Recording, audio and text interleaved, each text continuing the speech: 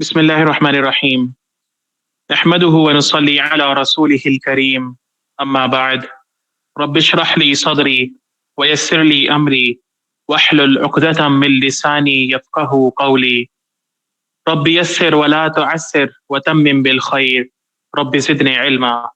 अस्सलामु अलैकुम व रहमतुल्लाहि व बरकातुहू। मेरी आवाज़ ठीक आ रही है?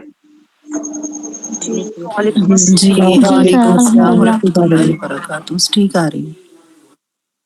ठीक है, अल्हम्दुलिल्लाह।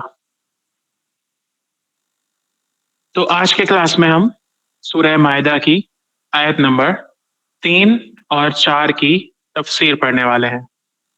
आयत नंबर 3 वो है जिसका हाफ पार्ट हम लास्ट वीक में जो क्लास हुआ था उसमें पढ़ चुके हैं, और बकिया जो निस्फ है, बचा हुआ जो आधा है, उसको हम आज कंप्लीट करेंगे। इन दोनों आयतों में जैसा कि आपको पता है सूरह माइदा में शरीयत के अहकाम चल रहे हैं। अल्लाह ताला हम सबको अपनी शरीयत के अहकाम बता रहे हैं, और सूरह माइदा की जो एक सिफत है, जो एक क्वालिटी है, सूरह माइदा के अंदर जो एक इम्तियाजी चीज़ है वो ये कि ये सूरा बिल्कुल लास्ट में नाज़िल होने वाली सूरा है, यानी कि इसमें शरिया के अहकाम की कंप्लीशन हुई है। सूरह बकरा में शरीयत के अहकाम को इब्तिदाई तौर पर अल्लाह ताला ने बताया था, वहाँ पर एक ब्लूप्रिंट हमारी शरिया का तैयार हुआ था, और इस सूरा में आकर फाइनल टचेस अल्लाह ताला ने शरिया को दिए हैं, शरिया लॉज को दिए हैं। तो इसलिए हम देख रहे हैं कि जितने भी अहकाम आ रहे हैं काफ़ी डिटेल में आ रहे हैं। खाने पीने की बात हुई आयत नंबर 3 में, तो काफ़ी डिटेल में हुई। उन सारे जानवरों को अल्लाह ताला ने अलग अलग करके मेंशन कर दिया जिनका खाना इस्लाम में जायज़ नहीं या किसी वजह से वो हलाल नहीं रहे। एक और बात जो आयत नंबर 3 में जिसको आज हम पढ़ेंगे वो ये कि अल्लाह ताला ने इसी आयत में हमें बताया कि दीन हमारा मुकम्मल कर दिया गया है रसूलुल्लाह सल्लल्लाहु अलैहि वसल्लम पर। और आयत नंबर 4 में शिकार के अहकाम, हंटिंग रूल्स हमें बताए जाएंगे कि इस्लाम में शिकार करने की क्या शर्तें हैं और क्या तरीका है जिनको इख्तियार करके हम अपने शिकार को हलाल तरीके से कर सकते हैं। तो देखिए आयत नंबर 3, जो आयत हम पढ़ चुके हैं एक बार उसको भी मैं रिपीट कर देता हूँ ताकि आप लोगों के जहन में आ जाए। फरमाया था अल्लाह ताला ने, औज़ु बिल्लाहि मिनश शैतानिर रजीम, बिस्मिल्लाहिर रहमानिर रहीम, हुर्रिमत अलैकुमुल मैततु, हराम किया गया है तुम्हारे लिए अल मैततु, मुर्दार, वद्दमु, क्या मतलब है? वद्दमु खून और खून जमा हुआ वलहमुल खिंजीरी, और खंजीर खंजीर का गोश्त वमा उहिल्ला लिगैरिल्लाहि बिही, और जिस पर अल्लाह गैर अल्लाह का नाम और लिया सिवाय अल्लाह ताला का नाम लिया गया वल मुनखनिकतु वल मौकूदतु वल मुतरद्दियतु वन नतीहतु, ये 4 अलग अलग तरह से मरने वाले जानवर। और वमा अकल सबउ, जिनको खा लिया हो दरिंदे ने, किसी शिकारी जानवर ने, किसी जंगली जानवर ने जिसको खा लिया हो, उसका बचा हुआ पार्ट हम नहीं खा सकते। इल्ला मा ज़क्कैतुम, हाँ अगर उसके जिंदा रहते हुए हमने उसको ज़िबह कर लिया तो खा सकते हैं। और फिर वमा ज़ुबिहा अला नुसब, वो जो ज़िबह किया गया हो किसी मुकद्दस मकाम पे लेकर जाकर, किसी जगह को आपने होली और सेक्रेट समझा और वहां ले जाकर उसको सेक्रीफाइस किया, तो फिर ये जानवर भी जायज नहीं रहा। और वअन तस्तक़सिमू बिल अज़लाम, किस्मत का हाल मालूम करना मुख्तलिफ फाल निकालने के तरीकों से, ये भी हराम है। ज़ालिकुम फ़िस्क, ये सब गुनाह है, ये सब अजाब है, ये सब हराम है, ये सब नाजायज है, ये सब नाफरमानी है, ये सारे माने थे फिस्क के। तो यहाँ तक की आयत हम पढ़ चुके हैं लास्ट वीक बड़ी डिटेल में। अब आगे देखिए अल्लाह ताला क्या फरमा रहे हैं। रहमतुल्लाहि व बरकातुहू। वालेकुम अस्सलाम। मेरा कनेक्शन निकल गया, शुरू से एक बार रिपीट कर दी प्लीज। अभी तक मैंने देखिए कुछ भी नया नहीं बताया है, लास्ट वीक जो हमने पढ़ा है उसी को रिपीट किया है सिर्फ, ठीक है? तो इसलिए कुछ भी आपका नहीं निकला है। अब देखिए आगे से बात शुरू हो रही है। इस आयत में अल्लाह ताला क्या फरमा रहे हैं, देखिए। अल यौमा, आगे फरमाया अल्लाह ने, आज, यइस अल्लज़ीना कफ़रू मिन दीनिकुम, मायूस हो गए हैं काफिर तुम्हारे दीन से। तो आज से मुराद कौन सा दिन है, इसके बारे में हमें हजरत उमर रजी अल्लाह अन्हु ने बताया कि ये आयत किस दिन नाजिल हुई और आज से मुराद यहाँ पर कौन सा दिन है। तो ये वो दिन है जिसमें अल्लाह के रसूल सल्लल्लाहु अलैहि वसल्लम ने जुमे के दिन हज फरमाया था और मुसलमानों को हज का खुतबा दिया था, जो कि काफी मशहूर भी है, जिसको हम खुतबा हज्जतुल वदा कहते हैं। तो क्या कोई मुझे बता सकता है कि ये खुतबा किस सन हिजरी में हुआ था? आप सल्लल्लाहु अलैहि वसल्लम ने यह हज किस सन में अदा किया था? सन 10 हिजरी में। नो,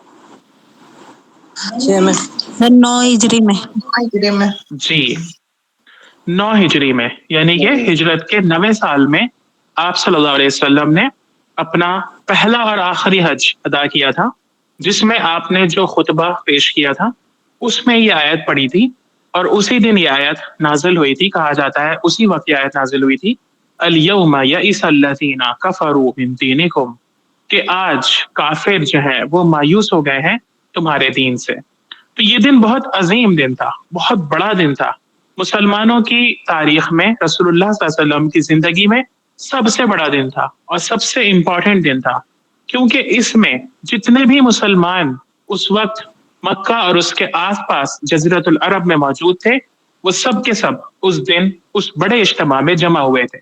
कहा जाता है कि 1,24,000 का मजमा था। तो बहुत बड़ा मजमा हो गया उस दौर के हिसाब से, उस जमाने के एतबार से। और फिर उस जगह पर जहां पर अभी रसूलुल्लाह सल्लल्लाहु अलैहि वसल्लम को आए हुए चंद साल ही गुजरे हैं, रसूल बनाए हुए चंद साल ही गुजरे हैं। हज का दिन था, हज का दिन वैसे भी एक अहम तरीन दिन है। फिर जुमे का दिन भी था, ये भी एक अहम दिन होता है, हर मुसलमान की हफ्ते की ईद इसको कहा जाता है। हजरत उमर रजी अल्लाह अन्हु कहते हैं कि जिस दिन ये आयत उतरी वो जुमे का दिन अरफे की शाम थी और उस दिन 5 ईदें जमा थी। नंबर 1 जुर्मा, नंबर 2 अरफा, नंबर 3 यहूदियों की ईद, नसारा की ईद और मजूसियों की ईद। फिर ये सारे फेस्टिवल एक साथ उस एक दिन में इत्तेफाक के तौर पर जमा हो गए थे जिस दिन ये आयत उतरी। अस्सलामु अलैकुम। वालेकुम अस्सलाम। तो यहूदी लोग, जिनमें काब अल अहबार भी शामिल हैं, वो ये आयत को सुनकर हजरत उमर रज़ी अल्लाह अन्हु से कहने लगे कि ये तो बहुत बड़ी और अजीम आयत है। ये एक ऐसी आयत है कि अगर हमारे यहाँ ये आयत नाजिल होती तो हम इस दिन को ईद का दिन बना लेते। तो क्यों है ये इंपॉर्टेंट, आगे चल के मैं आपको बताऊंगा। फिलहाल आयत का सेकंड पार्ट देखें, यइस अल्लज़ीना कफ़रू मिन दीनिकुम, मायूस हो गए हैं काफिर तुम्हारे दीन से। तो ये कौन सी मायूसी थी जो काफिरों को मिली थी? कौन सी मायूसी थी जो अल्लाह ताला जिसको यहाँ पर बड़ी इंपॉर्टेंस के साथ, बहुत अहमियत के साथ बता रहे हैं? क्या हुआ था उस दिन? तो बात यह है कि जब रसूलुल्लाह सल्लल्लाहु अलैहि वसल्लम ने अल्लाह की तरफ मुशरिकों को बुलाना शुरू किया, काफिरों को अल्लाह का पैगाम सुनाना शुरू किया, तो वो लोग जो उस वक्त पावर में थे, ताकत में थे, वो लोग जो उस वक्त ये समझते थे कि हम बिल्कुल सही रास्ते पर हैं, वो लोग जो मुशरिक थे, वो लोग जिनके हाथ में काबे का निजाम था और हरम का निजाम था, वो लोग जिनको लोग बड़ी इज्जत की नजर से देखते थे, उन्होंने ये समझना शुरू कर दिया कि ये मोहम्मद और इनके चंद साथी ये तो दीवाने हो गए हैं, इनके तो दिमाग चल गया है। यही सब कुछ सोचकर उन्होंने उनको सताना शुरू किया, परेशान करना शुरू किया और उनको आखिरी हद ये हुई कि अपने वतन से ही निकाल दिया, मक्का से निकाल दिया, मदीना पहुंचा दिया। मदीने में भी जाकर अल्लाह के रसूल और उनके साथियों की ये कोशिश रुकी नहीं। जाहिर है अगर दुनिया के लिए होती तो रुक सकती थी, रुक जाती, थक हार के बैठ जाते हजरत मोहम्मद सल्लल्लाहु अलैहि वसल्लम। लेकिन वो कोशिश और वो जद्दोजहद तो सिर्फ अल्लाह के लिए थी, अल्लाह के दीन को फैलाने के लिए थी, अल्लाह के पैगाम को लोगों तक पहुंचाने के लिए थी, सारी दुनिया को एक कुफ्र के निजाम से निकालकर इस्लाम के आदिलाना निजाम में शामिल करने के लिए थी। तो आप सल्लल्लाहु अलैहि वसल्लम नहीं रुके। फिर इसी बीच कुछ जंगें हुई, बहुत सारी लड़ाइयां हुई। काफिर हर बार ये सोचकर जाते थे कि इस बार तो हम मुसलमानों को खत्म करके आएंगे, इस बार तो उनकी ईंट से ईंट बजाकर आएंगे। लेकिन अल्लाह हमेशा उनके साथ खड़े रहे, اللہ تعالیٰ نے ہمیشہ ان کا ساتھ دیا اور ہمیشہ ان کو زندہ رکھا، موجود رکھا، اور بات پھر اتنی بڑی یہاں تک پہنچ گئی کہ جہاں سے ان کو نکالا گیا تھا مسلمان بہت شان کے ساتھ وہیں داخل ہوئے، مکے کو انہوں نے فتح کیا، بتوں کو انہوں نے اتار کے پھینک دیا، کعبے کو انہوں نے شرک سے پاک کیا اور اسلام اور توحید کا ڈنکا پورے مکے میں بجا دیا۔ اور پھر وہ حج کا موقع جس میں رسول اللہ صلی اللہ علیہ وسلم 1,24,000 اپنے جانبازوں کے ساتھ، اپنے صحابیوں کے ساتھ موجود تھے مکہ میں، تو اب وہ طاقتیں، وہ پاورز، وہ لوگ جو یہ سوچا کرتے تھے، جو یہ خواب دیکھا کرتے تھے کہ یہ تو چند دن کے لوگ ہیں، یہ تو کچھ نوجوان ہیں جو دیوانے ہو گئے ہیں، کچھ دن کا بخار ہے ان کا، اتر جائے گا، بڑے چلے ہیں اصلاح کرنے کے لیے، ختم ہو جائیں گے، کچھ بھی ایسا نہیں ہونے والا، ان سب کی امیدوں پر، ان سب کے خوابوں پر پانی پھر گیا، چکنا چور ہو گئے ان کے وہ سارے خواب جو وہ دیکھا کرتے تھے۔ اسی چیز کو اللہ تعالیٰ نے بیان فرمایا ہے، یئس الذین کفروا من دینکم، کافر آج مایوس ہو گئے ہیں تمہارے دین سے کہ وہ تمہیں مٹا سکیں، کہ وہ تمہیں نقصان پہنچا سکیں، کہ وہ تمہیں جو ہے وہ ہرا سکیں، کہ وہ تمہیں اس ملک سے پھر سے نکال سکے، مایوس ہو گئے آج۔ تو یہ وہ موقع تھا جس وقت یہ آیت نازل ہوئی، اور کافر رسول اللہ صلی اللہ علیہ وسلم کے دین کے پھیلنے کے بعد اب اس چیز سے مایوس ہو گئے کہ رسول اللہ صلی اللہ علیہ وسلم اور مسلمانوں کو ختم کیا جا سکتا ہے۔ ٹھیک، اب ایک سوال یہ پیدا ہوتا ہے کہ کیا کافر آج بھی مایوس ہیں؟ کیا یہ آیت آج کے لیے بھی ہے؟ کیا ہم آج بھی اس آیت کا یہ مطلب نکال سکتے ہیں کہ کافر ہمارے دین سے مایوس ہیں؟ تو جواب یہ ہے کہ بالکل، قرآن کی ہر آیت ہر دور کے لیے ہوتی ہے، ضروری نہیں ہے کہ وہ کسی ایک دور میں ہو کر ختم ہو گئی ہو۔ اللہ تعالیٰ نے قرآن کو رہتی دنیا تک کے لیے اسی لیے اتارا۔ کافر آج بھی ہمارے دین سے مایوس ہیں۔ کتنے ایسے راستے ہیں جہاں سے وہ حملے کرنے کی کوشش کرتے ہیں، وہ چاہتے ہیں قرآن کو بدلنا۔ 1400 سال ہو گئے یہ رکی کہ قرآن بدل دیا جائے، اس کے ورڈز میں کوئی تبدیلی اس کے میننگ میں کچھ تبدیلی لا دی جائے، اس کو چینج کر دیا جائے، مسلمانوں سے اس کو چھین لیا جائے، ختم کر دیا جائے۔ کتنی کوششیں ہو گئیں، کبھی اس کو وہ بدل نہیں سکے۔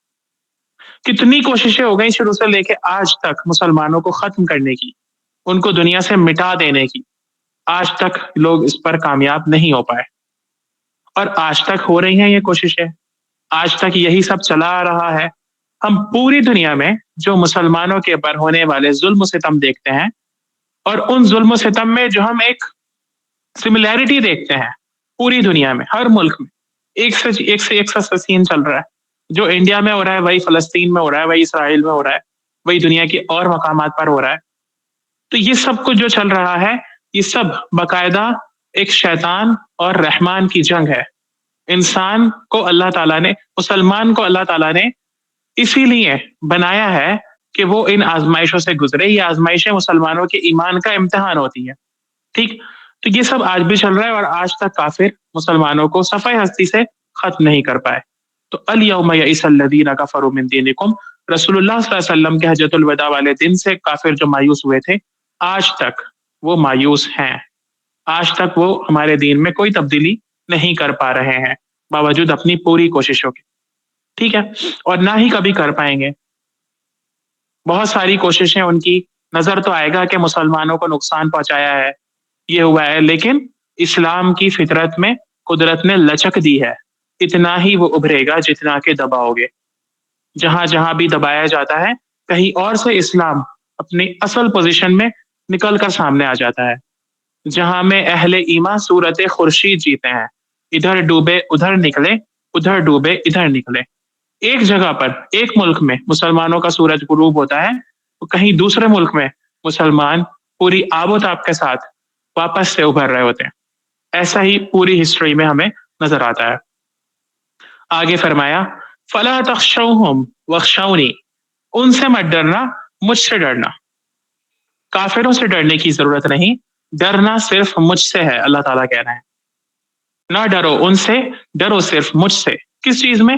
دین پر عمل کرنے میں۔ شریعت کی بات چل رہی ہے نا، شریعت پر عمل کرنے میں کسی سے مت ڈرو، صرف مجھ سے ڈرو۔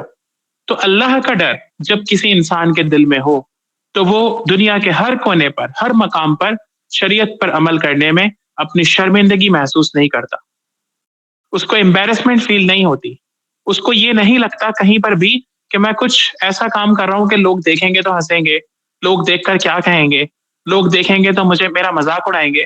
ایئرپورٹ پہ نماز، ٹرین میں نماز، لوگ دیکھیں گے تو کیا سمجھیں گے؟ نہیں، فلا تخشوہم، ان سے مت ڈرو، وخشونی، مجھ سے ڈرو۔ تو ہمیں اللہ کے دین پر عمل کرتے وقت کرنے کے لیے کبھی بھی کسی انسان سے نہیں ڈرنا چاہیے، صرف اور صرف اللہ تعالیٰ سے ڈرنا چاہیے۔ دوسری بات، ہمیں اپنے دل میں اللہ کے خوف کے علاوہ کسی کا خوف نہیں رکھنا چاہیے۔ دشمن ہمارا کتنا ہی طاقتور کیوں نہ ہو جائے، کتنا ہی پاورفل کیوں نہ ہو جائے، زیادہ سے زیادہ وہ ہمارا کیا نقصان کر لے گا؟ آخری نقصان کی حد یہ ہے کہ وہ ہماری جان لے لے گا، اور ہمارے دین میں اس سے بڑھ کر ہماری کوئی کامیابی نہیں ہو سکتی کہ کسی انسان کی، کسی مسلمان کی جان اس لیے لے لی جائے کہ وہ اللہ کے دین پر عمل کر رہا ہے، کہ وہ اللہ کی بات مان رہا ہے۔ اس سے بڑی کامیابی شہادت کی موت کہتے ہیں نا اس کو، تو شہادت کی موت سب سے بڑا ایوارڈ ہوتی ہے ایک مسلمان کے لیے، جس کو مل جائے اس کے نصیب کھل جائیں۔ فلا تخشوہم وخشونی۔ تو ہمیں ہرگز بھی کبھی بھی اپنے دین پر عمل کرنے میں کسی بھی کافر سے نہیں ڈرنا ہے، چاہے وہ کتنا ہی طاقتور کیوں نہ نظر آ رہا ہو۔ ہمیشہ ڈٹ کر اللہ کے دین پر عمل کرنا ہے، ہر وقت میں، ہر ماحول میں۔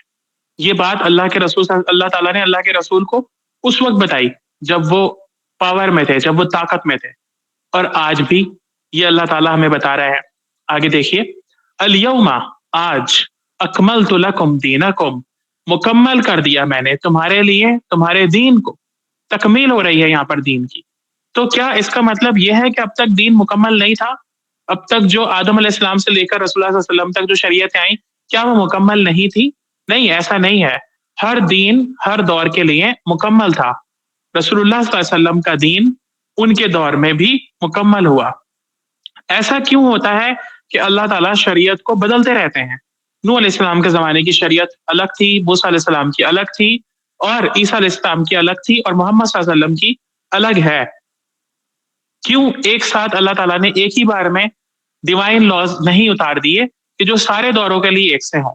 تو یاد رکھیے، یہ ایک ایسا سوال ہے جو بہت کامن ہے، ہو سکتا ہے آپ سے بھی کوئی پوچھے کہ کیا اللہ کو پہلے معلوم نہیں تھا کہ لوگ ایسا نہیں کر پائیں گے، بعد میں چینج کر دیا طریقہ؟ کیوں جو ہے ایسا ہوا کہ آنے والی شریعتوں نے پچھلی شریعتوں کو کینسل کیا؟ کیوں ایسا ہوا؟ تو یاد رکھیے کہ انسانی دور جو ہوتا ہے، انسانوں کی جو تاریخ ہے، اس میں جب ہم غور سے دیکھتے ہیں تو پتہ چلتا ہے کہ انسانوں نے ہسٹوریکلی سفر کیا ہے، امپروومنٹ آیا ہے ان میں ہر اعتبار سے، ذہنی اعتبار سے، دماغی اعتبار سے، جسمانی اعتبار سے، ہر اعتبار سے، مزاج کے اعتبار سے، اور ترقیات کے اعتبار سے۔ ہر دور کے لیے اللہ تعالیٰ نے ایسے قوانین اور اصول اتارے جو اس دور کے لیے پرفیکٹ تھے۔ ٹھیک، جیسے کوئی شخص بیمار ہو اور وہ ڈاکٹر کے پاس جائے تو ڈاکٹر اس کو پہلی ہی بار میں ایک ایسا نسخہ نہیں دے دیتا جو اس کو مستقل پینا ہو، بلکہ اس کو ٹائم ٹو ٹائم بلا کر 3 دن بعد، ہفتہ بھر بعد دوائی کو چینج کرتے رہتے ہیں۔ اس کا مطلب یہ نہیں ہے کہ پہلے والی دوائی غلط تھی، اس کا مطلب یہ ہے کہ اس وقت یہ سوٹیبل تھی اور بعد میں اب کوئی اور سوٹیبل ہے، اور پھر اس کے بعد جب ایک دوائی سیٹ ہو جاتی ہے تو پھر کہتے ہیں کہ اب آپ کو یہ کورس چلانا ہے۔ بالکل ایسے ہی انسانی دور میں انسانوں کی سمجھ اور عقل مختلف دور سے گزرتے ہوئے ترقی کی منزل تک آئی ہے۔ تو اللہ تعالیٰ نے ہر دور کے لیے الگ الگ شریعتیں اتاری، اور محمد صلی اللہ علیہ وسلم کے دور پر آ کر یہ شریعتیں تمام ہو گئیں، مکمل ہو گئیں، یہ دین اب پورا ہو گیا۔ اب انسانی سمجھ اور عقل جتنی بھی بڑھنا تھی بڑھ چکی۔ اب جو دور قیامت تک آنے والا ہے، اس دور کے لیے اللہ تعالیٰ نے صرف ایک نسخہ یعنی کہ محمد صلی اللہ علیہ وسلم کی شریعت کو تجویز فرمایا۔ اب اس میں یعنی اندر والے چینجنگ تو ہو سکتی ہے، باہر سے اس شریعت میں کوئی تبدیلی نہیں کری جا سکتی۔ اس کے اصول وہی رہیں گے، اس کے قواعد وہی رہیں گے، اس کے رولز وہی رہیں گے۔ ٹھیک، شریعت میں تبدیلی نہیں ہوگی۔ اب کب؟ رسول اللہ صلی اللہ علیہ وسلم کے آنے کے بعد۔ تو اسی کو کہا اکملت لکم دینکم، اس کی مثال ایسے بھی سمجھیں کہ ایک بچہ جب پیدا ہوتا ہے تو ہر گزرتے دن کے ساتھ، ہر گزرتے سال کے ساتھ اس کا قد بڑھتا رہتا ہے، اور ہر بڑھتے قد کے ساتھ اس کے پچھلے کپڑے چھوٹے ہوتے رہتے ہیں. لیکن پھر ایک وقت ایسا آتا ہے جب وہ بڑھنا بند ہو جاتا ہے، اس کے کپڑوں کا سائز پھر نہیں بڑھتا، پھر وہ بالغ ہو جاتا ہے، پھر اس کے جسم میں کوئی ایسی نشو نما نہیں ہوگی جو کہ بہت زیادہ ہو. اسی کو کہتے ہیں بلوغت کی عمر. تو نوع انسانی، انسانوں کی آبادی رسول اللہ صلی اللہ علیہ وسلم کے دور میں آ کر اپنی بلوغت کو پہنچی. اس وقت جو شریعت ان کو دی گئی وہ آخری دور تک کے لیے مکمل ترین ہے. اسی کو کہا گیا الیوم اکملت لکم دینکم، آج تمہارا دین میں نے مکمل کر دیا. اور یہ ہماری خوش نصیبی ہے ہم اس دور کے رہنے والوں کی کہ اللہ تعالیٰ نے ہمیں اس دور کے لیے چنا جس میں مکمل ترین دین ہمیں دیا گیا ہے، جس میں کسی بھی طرح سے کوئی کمی نہیں ہے. ایک ایسا وے آف لائف، ایک ایسا زندگی گزارنے کا طریقہ جو کہ بالکل پرفیکٹ ہے، اور اللہ نے اس پرفیکشن کا ذمہ اپنے اوپر لیا. اکملت لکم دینکم، میں نے مکمل کر دیا تمہارا دین.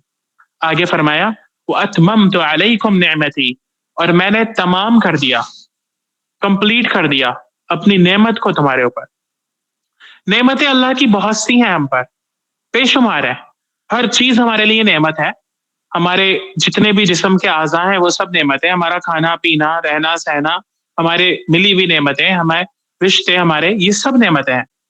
لیکن ان سب سے بڑھ کر جس چیز کو اللہ تعالیٰ نعمت قرار دیتے ہیں وہ ہے انسان کو ملنے والی ہدایت کی نعمت، انسان کو ملنے والی اللہ تعالیٰ کے طرف سے زندگی گزارنے کے طریقے کی نعمت. جس کو یہ نعمت مل جائے وہی نعمت اصل نعمت ہے. اس نعمت کے بغیر کوئی نعمت نہیں. اگر آپ کے پاس ہدایت نہیں تو پھر جتنی نعمتیں ہیں آپ کو ملی ہوئی وہ سب کے سب نعمت نہیں بلکہ ایک زحمت ہے، ایک تکلیف کا وہ سبب بنے گی. مثلا آپ کے پاس بہت پیسہ ہے، یہ ایک نعمت ہے اللہ کی، لیکن اگر ہدایت آپ کو حاصل نہیں، آپ کو نہیں پتا کہ اس کو ہمیں کیسے، کب اور کہاں خرچ کرنا ہے، تو پھر آپ کے لیے وہ پیسہ آپ کی رسوائی کا سبب بنے گا، آپ کو برے راستے تک لے کر جانے کا سبب بنے گا، آپ کو جہنم کا ایندھن بنانے کا سبب بنے گا. لیکن اگر ہدایت کی نعمت آپ کے پاس ہے، آپ کو معلوم ہے کہ ہاؤ ٹو اسپینڈ، کہاں خرچ کرنا ہے، کیسے خرچ کرنا ہے، کس طرح سے خرچ کرنا ہے، کس پر خرچ کرنا ہے، تو پھر وہ نعمت بنے گا آپ کے لیے. اسی طرح سے آپ ہر چیز، ہر نعمت کو دیکھ لیں. اگر ہدایت کی نعمت ہے تو نعمت سے مراد ہدایت، خاص نعمت، سب سے بڑی نعمت ہدایت ہے جو اللہ نے ہم سب کو دی ہوئی ہے اس کتاب کی شکل میں، اس قرآن کی شکل میں. اور اس صورت میں اسپیشلی بار بار آپ کو نعمت اللہ کا ذکر آئے گا کہ اللہ کی نعمت، خاص نعمت، اور اس سے مراد شریعت اور ہدایت ہی ہوگی. یاد رکھیے گا، پوچھوں گا میں آگے جب نعمت اللہ کا ذکر آئے گا. تو تیسرا جملہ وَرَضِيتُ لَكُمُ الْإِسْلَامَ دِينًا، اور میں راضی ہو گیا تمہارے لیے اسلام بطور دین کے، یعنی میں نے تمہارے لیے پسند کر لیا اسلام کو بطور دین. تو اسلام ایک دین ہے. دین کا مطلب ہوتا ہے طور طریقے. دین کا مطلب صرف رسم و رواج نہیں ہوتا. دین کا مطلب صرف عبادتیں نہیں ہوتی. دین کا مطلب صرف یہ نہیں ہوتا کہ ایک عقیدہ، ایک سوچ ہمارے ذہن میں وہی دین ہے، بلکہ دین کا مطلب وے آف لائف ہے، لائف اسٹائل ہے. تو اللہ تعالیٰ سے ہم نے سورۃ الفاتحہ میں اہدنا الصراط المستقیم کہہ کر ہدایت مانگی تھی، اور ہر روز مانگتے ہیں، نماز کی ہر رکعت میں مانگتے ہیں. اللہ تعالیٰ نے ہدایت دی. سورۃ البقرہ کی سٹارٹنگ ہوئی ذالک الکتاب لا ریب فیہ ھدی للمتقین. آ گئی یہ کتاب ہدایت بن کر، کس کے لیے؟ جو ہدایت حاصل کرنا چاہے. اور آج جب سورۃ المائدہ ہم پڑھ رہے ہیں، بالکل آخری دور کی سورت ہے یہ. سیکوینس کے اعتبار سے تو قرآن میں 6 نمبر کی سورت ہے، لیکن اصل میں یہ سورت کون سی ہے؟ آخری دور کی سورت ہے. یہ آیتیں خاص طور پر لاسٹ والی آیتیں ہیں بالکل. تو اس میں اللہ تعالیٰ کہہ رہے ہیں کہ رضیت لکم الاسلام دینا، اسلام کو بطور دین کے تمہارے لیے چن لیا، پسند کر لیا، اور یہی ہدایت ہے، یہی سیدھا راستہ ہے. تو اسلام زندگی گزارنے کا طریقہ ہے، اسلام صرف کچھ چیزوں کو مان لینا نہیں، اسلام صرف اسلامی نام رکھ لینا نہیں، اسلامی طور طریقے اپنا لینا نہیں، اسلامی عبادتوں کو کر لینا نہیں، بلکہ زندگی گزارنے کا پورا طریقہ، ایک سسٹم ہے اسلام، ایک وے آف لائف ہے، ایک انڈیویجول کا بھی اور کلیکٹیولی بھی، اجتماعی طور پر بھی۔ جب تک یہ پورا دین ہم سب اپنی زندگی میں اپنے لیے پسند نہیں کریں گے، اس وقت تک ہم پورے مسلمان نہیں۔ اللہ تعالیٰ نے ہمیں سورۃ البقرہ میں حکم دیا تھا، یا ایھا الذین آمنوا ادخلوا فی السلم کافہ، اے ایمان والو اسلام میں پورے کے پورے داخل ہو جاؤ، ادھورے نہیں۔ ادھورے داخل ہونے کا انجام بہت خراب ہے، اور وہ اللہ تعالیٰ نے سورۃ البقرہ میں ہی فرمایا تھا، افتؤمنون ببعض الکتاب وتکفرون ببعض فما جزاء من يفعل ذلك منكم الا خزي في الحیاۃ الدنیا، کہ اگر تم بعض کتاب کو مانو گے اور بعض کو نہیں تو یہ چیز دنیا کی زندگی میں تمہارے لیے رسوائی کا سبب بنے گی، ہیوملیشن کا سبب بنے گی، لوگ تمہیں رسوا کریں گے، ذلیل کر دیں گے۔ اور یہی ہو رہا ہے آج ہمارے ساتھ۔ ہم نے اسلام کو بطور دین کے نہیں پسند کیا، اللہ نے ہمارے لیے یہ دین، یہ اسلام بطور دین کے اتارا تھا، پورا زندگی کا طریقہ بنا کر، ہر زندگی کے شعبے میں، ہر پہلو میں، ہر موڑ پر۔ لیکن ہم نے اس کو صرف کچھ چیزوں تک محدود کر دیا، مسجد تک محدود کر دیا، نماز روزوں تک محدود کر دیا۔ ہم نہیں راضی ہیں اس دین کو، اس اسلام کو دین بنا کر، ہم نہیں راضی ہیں اس کا وے آف لائف اپنانے کو، ہم نہیں راضی ہیں اپنے ہر چیزوں میں، اپنی زندگی کے طور طریقوں میں اس اسلام کو داخل کرنے پر۔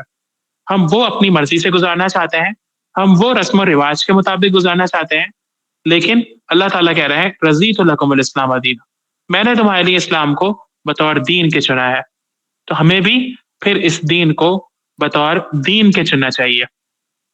آگے چلیے، فمن استر فی مخمصۃ، اب بات پھر اوپر سے جڑ رہی ہے، یہ بیچ میں دو جملہ اضافیہ آ گئے تھے، اللہ تعالیٰ نے بیچ میں یہ دو جملے رکھے، بات پھر اوپر سے جڑ رہی ہے۔ اوپر کیا بات ہو رہی تھی کہ یہ جانور آپ کے لیے حلال نہیں، کھانے کی اجازت نہیں، لیکن ایک موقع ہوتا ہے مجبوری کا، جب آپ مجبور ہو جائیں، جب اس کے علاوہ کوئی چارہ نہ ہو، جب جان پر بن آئی ہو، جب آپ کی موت آنے والی ہو اور آپ کے پاس کھانے کے لیے کچھ نہ ہو، اور اس وقت آپ کے پاس صرف اور صرف حرام غذا ہو، ایسی سچویشن میں آپ اس کو یوز کر سکتے ہیں، کنزیوم کر سکتے ہیں، دو شرطوں کے ساتھ۔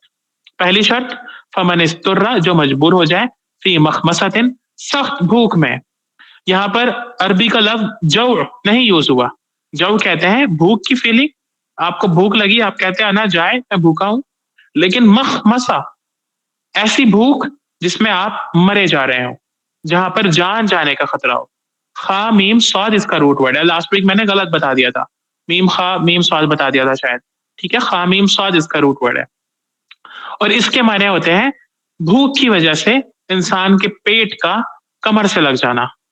ٹھیک، ایسی بھوک ہوتی ہے نا، ہم میں سے تو شاید کسی نے بھی ایسی بھوک کا ایکسپیرینس نہ کیا ہو، لیکن دیکھ ہم ضرور رہے ہیں اپنے زمانے میں فلسطین کے لوگوں کو۔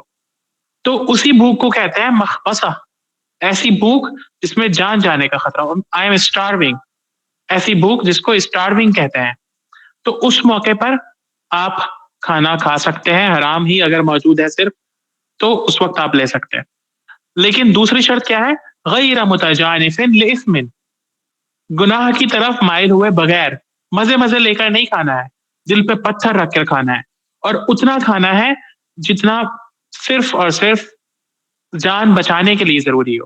یہ نہیں کہ اب موقع مل گیا چلو بھائی سارا کھا جاؤ، جتنا ہے سب سمیٹ دو، اللہ نے اجازت دے دی، نہیں، غیر متجانف لإثم، سخت بھوک کی حالت میں کھانا ہے، اور اتنا کھانا ہے جس سے جان بچ سکے۔ فإن اللہ غفور الرحیم، تب اللہ تعالیٰ معاف کرنے والے، رحم کرنے والے ہیں۔ یہاں پر بھی یہ نہیں کہا گیا کہ اتنا کھانے کی اجازت ہے، نہیں، اتنا کھانا بھی غلط ہے، لیکن اللہ تعالیٰ اس کو معاف کرنے والے ہیں، اس کو اللہ تعالیٰ جو ہے وہ بخش دیں گے۔ غفور الرحیم، وہ معاف کرنے والا اور رحم کرنے والا ہے۔ ایسا کوئی ظلم نہیں ہے اسلام میں کہ آپ بھوک سے مر جائیں اور حرام نہیں کھا پائیں، ٹھیک ہے۔ تو یہاں پر یہ آیت کمپلیٹ ہو گئی جس میں اللہ تعالیٰ نے دو چیزیں ذکر فرمائی۔ نمبر ایک، وہ جانور جن کا کھانا حلال نہیں، یا جو کسی وجہ سے حرام ہو جاتے ہیں ان کا کھانا ہرگز بھی جائز نہیں، اور سخت بھوک کی حالت میں ان کو کھایا جا سکتا ہے لیکن بہت کم مقدار میں، اور یہاں پر کوئی لمٹ بھی نہیں طے کری گئی اتنا، صرف ایک اسٹینڈرڈ دے دیا گیا، ایک رول بتا دیا گیا، ہر انسان اس کو خود سمجھ سکتا ہے کہ مجھے کتنا کھانے سے میری جان بچ جائے۔ تو تقویٰ ہوگا اگر کسی میں تو وہ سمجھ لے گا۔ اور دوسری بات جو کہ بہت امپورٹنٹ تھی وہ الیوم اکملت لکم، دین کی تکمیل، دین کی شریعت کو مکمل کر دینا، جس کو اللہ تعالیٰ نے رسول اللہ صلی اللہ علیہ وسلم پر مکمل کیا۔ اور ہم سب کے لیے یہ ایک بہت گرو کا مقام ہونا چاہیے، ایک پراؤڈ مومنٹ ہونا چاہیے کہ اللہ تعالیٰ نے ہم سب کو ایک مکمل دین عطا فرمایا ہے، ایک ایسا دین جس میں ہر چیز کا طریقہ بتایا گیا۔ صحابہ کرام اس پہ فخر کیا کرتے تھے۔ کسی نے ایک دن ایک صحابی سے کہا، سلمان فارسی سے، کہ تمہارے نبی کو تو دیکھو کیا کیا سکھا رہے ہیں تمہیں تو استنجا کرنے کا بھی طریقہ بتایا انہوں نے۔ تو انہوں نے کہا، انہوں نے اس کو مذاق اڑانے کے طور پر کہا تھا، یعنی اس شخص نے مذاق اڑانے کے طور پر کہا تھا، لیکن انہوں نے اس کو اس طور پر نہیں لیا بلکہ فخر سے کہا کہ ہاں ہمارے نبی نے ہمیں یہ سب طریقے بھی بتائے ہیں۔ تو یہ ہمارے لیے بھی ایک پراؤڈ مومنٹ ہونا چاہیے اس دین پر عمل کر کہ دنیا میں کسی دین میں، کسی مذہب میں دنیا میں اتنی پرفیکشن نہیں، اتنی تکمیلی باتیں نہیں کہ ایک ایک چیز کی گہرائی تک اللہ تعالیٰ نے ہمیں زندگی گزارنے کا طریقہ دے دیا۔ پھر بھی اگر ہم اس کو چھوڑ کے جائیں، پھر بھی اگر ہم کسی دوسرے کے طریقے کو دیکھ کر رال ٹپکائیں اور سوچیں کہ کاش ہم بھی ایسے ہوتے، کاش ہم بھی ایسے ہی پھر رہے ہوتے جیسے سب لوگ پھر رہے ہیں، تو انہوں نے تو اپنے طریقے جانوروں سے لیے ہیں، اسی لیے ان کا انجام بھی جانوروں کے جیسا ہوتا ہے۔ وہ جانوروں کی طرح ہی زندگی گزارتے ہیں اور بے سکونی میں ساری زندگی گزار کے چلے جاتے ہیں۔ ہمیں ان کی بے سکونی کا شعور نہیں ہے، اصل میں ہمیں ان کی زندگی کی تکلیفوں کا شعور نہیں ہے۔ ہم صرف وہ مزے کی چیزیں دیکھ لیتے ہیں جو کہ ہمارے دل کو اچھی لگتی ہے۔ ٹھیک ہے، تو بہرحال آگے دیکھیے، یسألونک ماذا احل لهم، اب بات چل رہی تھی اتنی دیر سے کہ کیا کیا حرام ہے، یہ حرام وہ حرام، اتنی ساری چیزوں کی لسٹ اللہ تعالیٰ نے دے دی کہ یہ سب چیزیں حرام ہے۔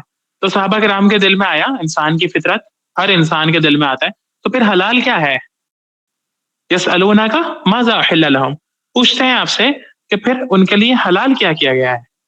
اور پھر یہ پوچھنا صرف اس وجہ سے بھی نہیں بلکہ یہ پوچھنا ان کے اپنے دین کو سیریس لینے کا بھی نتیجہ ہے۔ وہ اپنے دین کو بہت دل سے لیتے تھے، وہ اپنے دین کو بہت مانتے تھے، وہ اپنے دین کو بہت پریکٹیکل لیتے تھے، اسی لیے وہ آپ صلی اللہ علیہ وسلم سے سوال کرتے تھے، اور ان کے سوال بھی پریکٹیکل لائف سے ریلیٹڈ ہوتے تھے۔ ہمارے یہاں بہت سے لوگ سوال کرتے ہیں جن کے سوال صرف اس لیے ہوتے ہیں کہ مسئلے کو الجھایا جائے، صرف مزے لیے جائیں، عمل کی اس میں کوئی نیت نہیں ہوتی۔ تو صحابہ کرام کے سوال بھی اگر آپ دیکھیں گے پوری قرآن میں اور پورے حدیثوں میں تو آپ کو نظر آئے گا کہ ان کے سوال سیکھنے کے لیے ہوتے تھے، ان کے سوال عمل سے ریلیٹڈ ہوتے تھے کہ وہ کیا کچھ کر سکتے ہیں، کیسے اپنے اندر جو ہے تبدیلی لا سکتے ہیں اپنے عمل کے اندر۔ ماذا احل لهم، پوچھ رہے ہیں آپ کہ پھر حلال کیا کیا ہے، کیا کن کن چیزوں کو اللہ نے حلال کیا؟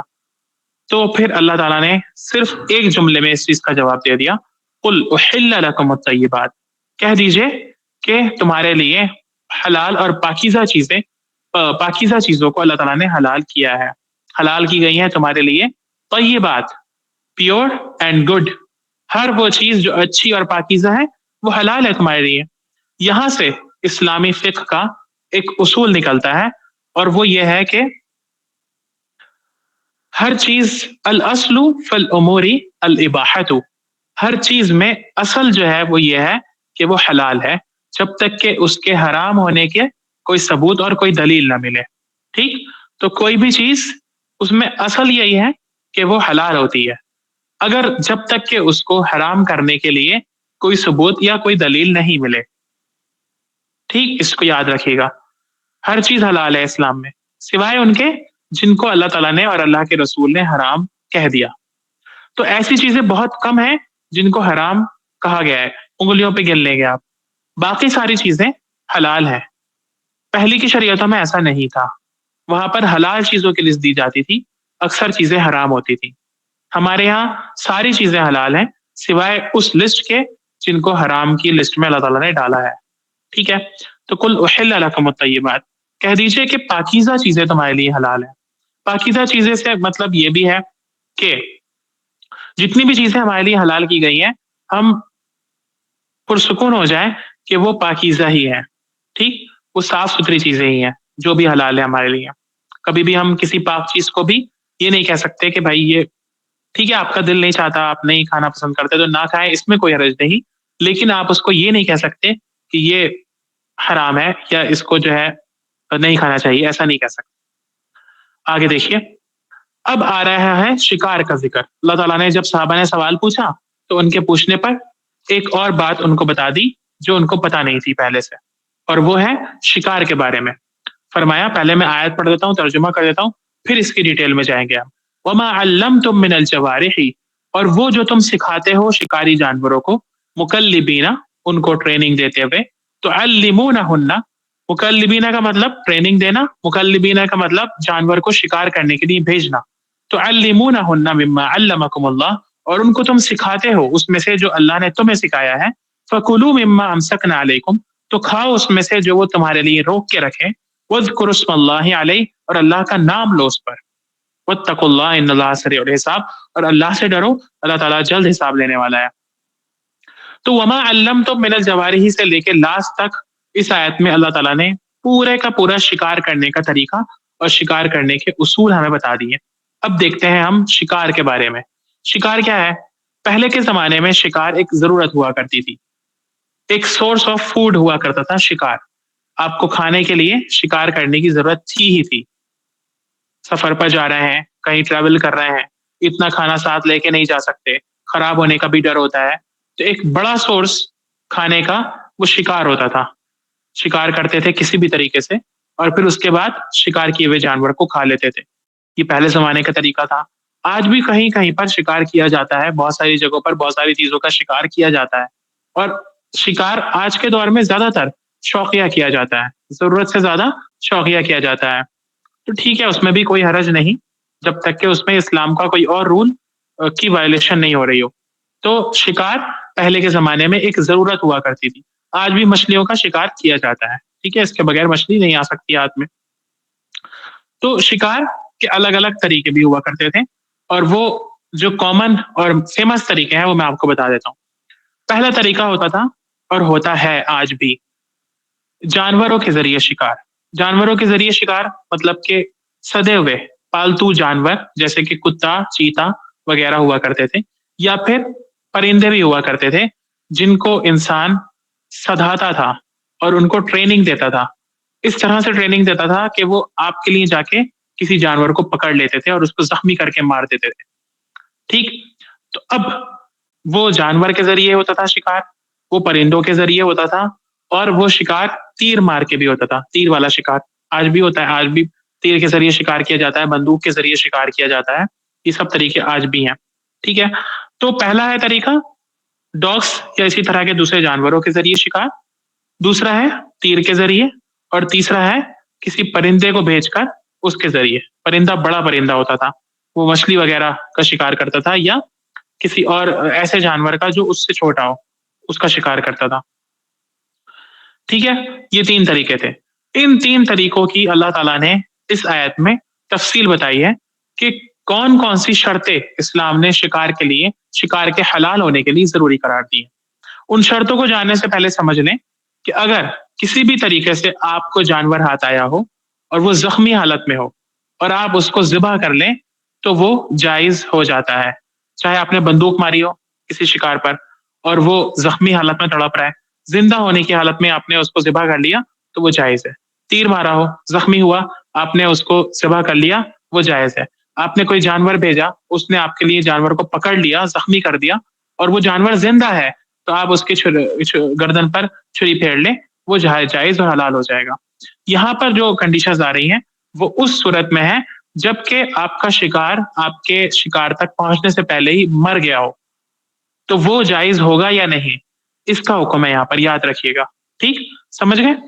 آپ نے شکار کیا کسی بھی طریقے سے، گولی چلائی، تیر چلایا، یا آپ نے اپنا سدا ہوا جانور بھیجا، اور آپ کے اس جانور تک پہنچنے سے پہلے ہی اس جانور کی ڈیتھ ہو گئی، موت ہو گئی، تو اب کیا وہ جائز ہے یا نہیں، اگر یہ 4 شرطیں پوری ہو رہی ہیں تو وہ جائز ہے. دیکھیے کون سی ہیں 4 شرطیں. اسی آیت کے 4 لفظوں سے یہ 4 شرطیں نکلتی ہیں. سب سے پہلا مکلبین، آپ نے جانور کو شکار کرنے کے لیے بھیجا ہو. آپ کا جو جانور ہے، جو آپ کا کتا ہے، اس کو آپ نے شکار کرنے کے لیے بھیجا ہو. پہلی شرط، وہ خود سے نہیں چلا گیا ہو، وہ خود سے جا کے ٹہلتے ٹہلتے اس نے کسی جانور کو نہیں پکڑ لیا ہو، بلکہ باقاعدہ اصول یہ ہے کہ آپ نے اس کو بھیجا ہو شکار کرنے کے لیے. ٹھیک، یہ پہلی شرط. سمجھ گئے؟ دوسری، وہ جانور جو آپ نے بھیجا ہے وہ باقاعدہ ٹرینڈ ہو، اس کو آپ نے سکھایا ہو شکار کرنا. یہ نہیں کہ آپ نے گلی سے کوئی کتا پکڑا اور اس کو بھیج دیا کسی جانور کا شکار کرنے کے لیے. نہیں، وہ باقاعدہ ٹرینڈ ہو اور اسی طریقے سے جو اللہ نے سکھایا ہے، اسی آیت میں جو طریقہ سکھایا گیا ہے اسی طریقے سے اس جانور کو آپ نے سکھایا ہو. اللہ تعالیٰ نے آپ کو سکھایا، آپ نے اس کو سکھایا. اللہ نے آپ کو عقل دی، دماغ دیا، آپ کی سمجھ میں یہ بات آئی کہ جانور کو کیسے سدھانا ہے، کیسے سکھانا ہے، پھر آپ نے اس کو سکھایا. ٹھیک، تو 2 شرطیں ہو گئی. پہلی یہ کہ آپ نے بھیجا ہو، دوسری یہ کہ آپ نے اس جانور کو پہلے سے ٹریننگ دی ہوئی ہو. تیسری شرط جو کہ بہت امپورٹنٹ ہے وہ یہ کہ اس جانور نے وہ شکار آپ کے لیے پکڑا ہوا ہو. یہ نہیں ہو کہ اس نے خود اس میں سے کھا لیا ہو. اگر اس نے خود اس میں سے کھا لیا، یاد رکھیے یہ اسی وقت ہے جب جانور مرا ہوا ملے. آپ خود اگر اس نے کھا لیا، جانور مرا ہوا ملا اور خود بھی اس نے کچھ کھا لیا ہے، تب بھی وہ شکار آپ کے لیے جائز نہیں ہوگا. کیوں؟ اس لیے کہ اس کا مطلب اس کی ٹریننگ ابھی صحیح سے نہیں ہوئی. اس نے وہ اپنے لیے شکار کیا ہے، آپ کے لیے نہیں. تو امسکنا علیکم سے یہ شرط معلوم ہو رہی ہے. امسکنا علیکم، وہ روک کے رکھا ہوا اس نے. آپ نے جو ڈاگ بھیجا تھا اس نے کسی جانور کو پکڑا ہے اور اس میں خود منہ نہیں مارا ہے، پکڑ کے مار دیا ہے اس کو جانور کو، لیکن خود کھایا نہیں ہے اس میں سے. تیسری شرط ہے یہ. اور چوتھی شرط، بھیجتے وقت آپ نے وذکر اسم اللہ علیہ، اللہ کا نام لے کر بھیجا ہو، بسم اللہ پڑھ کر بھیجا ہو. تو اگر یہ 4 شرطیں پائی جا رہی ہیں کسی شکار کیے ہوئے مرے ہوئے جانور میں، تب وہ جانور حلال ہوگا، ادروائز وہ آپ کے لیے حلال نہیں ہوگا. ٹھیک ہے، سمجھ میں آ گئی 4 شرطیں. پہلی کہ جانور آپ نے بھیجا ہو، دوسری جانور ٹرینڈ ہو، تیسری وہ جانور آپ کے لیے پکڑے رکھا ہوا ہو، شکار خود نہیں کھایا ہو، چوتھی بسم اللہ پڑھ کر بھیجا ہو. ان 4 ورڈ سے، ان 4 اس آیت کے 4 الفاظ سے یہ چاروں شرطیں نکل رہی ہیں. ایک اور شرط ہے جس کو اسکالرز نے ایڈ کیا ہے، ٹھیک، اور وہ بھی لاجیکل ہے. وہ یہ کہ جانور کو آپ نے بھیجا ہو، جانور نے شکار پکڑا ہو تو اس کو زخمی بھی کیا ہو. یہ نہ ہو کہ اس کی موت ڈر کی وجہ سے ہوئی ہو. ٹھیک ہے، انہی 4 شرطوں کے اندر پائی جا رہی ہے وہ شرط کہیں نہ کہیں کہ مان لیجئے آپ نے کسی کو بھیجا، اپنے ڈاگ کو بھیجا، خرگوش پکڑا اس نے، لیکن خرگوش آپ کو جب ملا تو مرا ہوا ملا، اس کے اوپر کوئی زخم کا نشان نہیں. تو وہ زخم کی وجہ سے نہیں مرا ہے، بلکہ وہ پکڑے جانے کے ڈر کی وجہ سے مرا ہے. تو یہ ڈر کی وجہ سے مرنے والا مردار کے حکم میں ہوگا، وہ زخمی نہیں ہوا. ٹھیک ہے، تو سمجھ میں آ گئی یہ 4 شرطیں؟ سمجھ میں آ گئی؟ نہیں آئی ہو تو بتائیں مجھے، میں پھر سے بتاؤں گا. ایک کنفیوژن ہو گیا. جی بتائیے. یہ جو ہے نا اسم اللہ علیہ، مطلب اللہ تو نام اللہ کا اس پر، تو یہ مطلب ذبح کرنے کی صورت میں نہیں آئے گا کہ جب تم ذبح کرو تو اللہ کا نام لو؟ آپ کی بات سے تو یہ پتہ چل رہا ہے، ایسا آپ نے یہ بتایا کہ جب جانور بھیجا تب جو ہے ہم مطلب بسم اللہ کر کے جانور کو بھیجے. ابھی تک تو ہمیں جیسے یہ پتہ تھا کہ یہ ذبح کرنے کی شکل میں ہے کہ ہم جب ذبح کریں تو اللہ کا نام لیں. ذبح کریں تو اللہ کا نام لیں، یہ تو ضروری ہے ہی. ذبح کرتے وقت تو اللہ کا نام لیا ہی جائے گا. لیکن میں نے آپ کو پہلے ہی بتا دیا کہ یہ وہ کنڈیشن ہے جہاں پر جانور آپ کو شکار کے وقت، شکار تک پہنچنے سے پہلے ہی مرا ہوا ملے. ٹھیک ہے، تو اس وقت آپ ذبح تو نہیں کر سکتے اس کو، وہ تو پہلے ہی مر چکا ہے. تو اس کے اوپر بسم اللہ اسی وقت پڑھی جائے گی جب آپ نے اپنے ٹرینڈ ڈاگ کو اس کو شکار کرنے کے لیے بھیجا ہے. ٹھیک ہے، وہ ذبح کے وقت بسم اللہ پڑھنے کے برابر ہی ہوگا اگر آپ نے اپنے جانور کو بھی بسم اللہ پڑھ کے بھیجا ہے. ٹھیک ہے، جی جی کلیئر ہو گیا؟ اور کسی کو کوئی کنفیوژن؟ کوشچن پوچھنا ہے. جی. ویسے ڈاگ رکھنا تو جائز نہیں ہے ایز اے پیٹ اینیمل، لیکن ہنٹنگ کے لیے کیا یہ جائز ہے؟ ہنٹنگ کے لیے اور سیفٹی کے لیے ڈاگ رکھنا چاہیے تھا.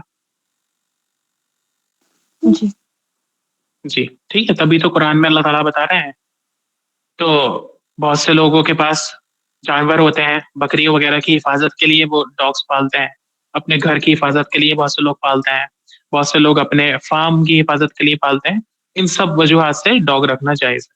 ٹھیک ہے، ایز اے پیٹ جائز نہیں. تو سمجھ وہ میں آ سر گیا؟ اگر نہیں وہ ڈاگ گھر میں آ جائے گا، کہتے ہیں اس کے ہیئرس وغیرہ گر جاتے ہیں، تو مطلب دور رکھیں اس کو، ایسی جگہوں سے دور رکھیں جہاں پر آپ کے برتن وغیرہ یا کھانے پینے کی جگہیں ہیں. ٹھیک ہے، ایک حد ہو اس کی، ایک لمیٹیشن ہو، وہاں سے اندر وہ نہیں آ سکتا ہو، ان سب شرطوں کے ساتھ. لیکن پھر چوتھی ہنٹنگ شرط میں بھی کیا تو وہ بتائی آپ نے؟ اینیمل کو کیچ کرے گا تو اس کے ٹیتھ وغیرہ لگیں گے، تو کیسے مطلب کھائے گا انسان اس کو؟ اس جگہ کو کاٹ کے پھینک دینا ہے جہاں سے اس نے زخمی کیا. ٹھیک، باقی جو جانور ہے وہ حلال ہوگا. اگر بسم اللہ پڑھ کے بھیجا ہے آپ نے تو اللہ تعالیٰ اس میں پھر اللہ تعالیٰ نے جس کو جائز قرار دیا ہو اس کو پھر ہم کچھ نہیں کر سکتے نا. مطلب ایز اے پیٹ جائز کیوں نہیں ہے رکھنا ڈاگ؟ بہت سی وجوہات ہیں. سب سے پہلی وجہ تو یہ ہے کہ اللہ کے رسول صلی اللہ علیہ وسلم نے ہمیں منع کیا ہے اس سے. ٹھیک ہے، اس سے بڑی کوئی وجہ نہیں ہو سکتی. ایز اے پیٹ آپ ڈاگ کو پالیں، اس کے ساتھ سوئیں، اس کے ساتھ بیٹھیں، اس کے ساتھ اس کو گھر میں رکھیں، اس کو اپنے کھانے میں سے کھلائیں، یہ جائز نہیں. ٹھیک، اللہ کے رسول نے منع کیا، تو اللہ کے رسول نے جس چیز کو منع کر دیا اس کے آگے ہم یہ بھی نہیں پوچھ سکتے کہ کیوں. لیکن پھر بھی بہت ساری میڈیکل جو ریسرچز سے ہمیں معلوم ہوا کہ ڈاگ کو پالنے والوں کے کیا کیا نقصانات ہوتے ہیں. بہت ساری اس کی ہیں ریسرچز. ٹھیک ہے ایسے اب آپ کی فیسٹیوٹی گھر میں نہیں آتی ہیں شاید، جی، بہت بڑی وجہ ہے یہ بھی. فرشتے نہیں آتے. اللہ تعالیٰ نے ہمیں بتایا، اللہ کے رسول صلی اللہ علیہ وسلم نے، کہ فرشتے نہیں آتے ہیں اگر جس گھر میں کتا ہوتا ہے پلا ہوا. سر یہ بات کیا صحیح ہے کہ شیطان کا لب چاٹا ہوا ہے کتے نے، اس لیے کتے کو ناجائز قرار دیا ہے گھر میں رکھنے کے لیے؟ یہ بات کہاں سے پتہ چلتی ہے ہمیں؟ کہیں سنی پر یقین نہیں کرنا چاہیے، صرف اسی بات پر ہمیں یقین کرنا چاہیے جو اللہ کے رسول نے ہمیں بتائی ہے. آپ نے ٹھیک ہے، چوتھی شرط کیا بتائی تھی؟ چوتھی شرط میں نے بتائی، وَاذْكُرُ اسْمَ اللَّهِ عَلَيْهِ، اللہ کا نام لے کر آپ نے بھیجا ہو. ٹھیک، جانور کو. اب یہ تو ہوا جانور سے شکار کرنا. چلیے یہیں پر ہی ہم پڑھ لیتے ہیں تیر سے شکار کرنے کے بارے میں. تیر سے شکار کرنا کیا ہوتا ہے؟ آپ نے تیر چلایا، تیر جا کر جانور کے لگا، جانور زخمی ہے اور آپ نے جا کر اسی زخمی حالت میں اس کو ذبح کر لیا. یہ جانور بالکل جائز ہے کیونکہ یہ ذبح کرنا ہوا. لیکن ایک آپ نے تیر چلایا اور تیر لگ کر جانور زخمی ہوا اور اس زخم کی وجہ سے آپ کے ذبح کرنے سے پہلے ہی وہ مر گیا، تو کیا وہ جائز ہے یا نہیں؟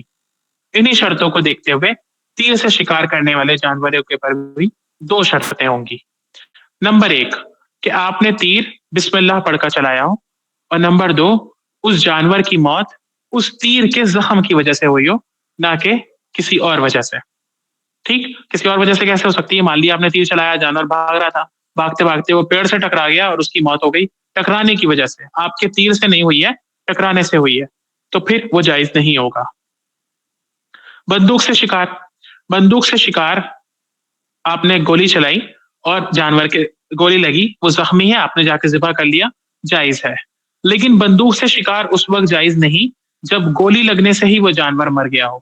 اس لیے کہ گولی لگنے سے جانور کے چوٹ زیادہ لگتی ہے، زخم کم ہوتا ہے. وہاں موت اس کے زخم کی وجہ سے نہیں بلکہ چوٹ کی وجہ سے ہو رہی ہے.